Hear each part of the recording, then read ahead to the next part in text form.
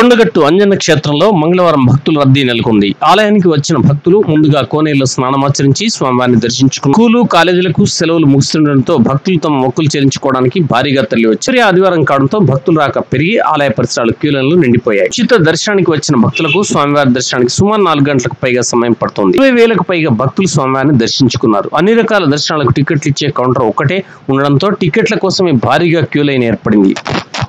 దీంతో భక్తులు అసహనం వ్యక్తం చేశారు. టికెట్ల కోసమే గంటల కొద్ది వేచి ఉంటే స్వామివారి దర్శనానికి ఎప్పుడు వెళ్ళని ఆగ్రహం వ్యక్తం చేశారు. సుమారు 1 కిలోమీటర్ల మేర వాహనాలు నిలిచిపోయాయి. వాహన పూజకు వచ్చిన భారీ వాహనాలు కొండపైకి రావడంతో భక్తులకు తీవ్ర ఇబ్బంది ఎదురైంది. వాహన పూజ స్థలాన్ని మరచోటకు తరలించారని కొందరు భక్తులు తెలిపారు. చంద్రశేఖర్, సూపరింటెండెంట్ శ్రీనివాస్ శర్మ, సునీల్, ఉమామహేశ్వర్ ఏర్పాట్లు పర్యవేక్షించారు.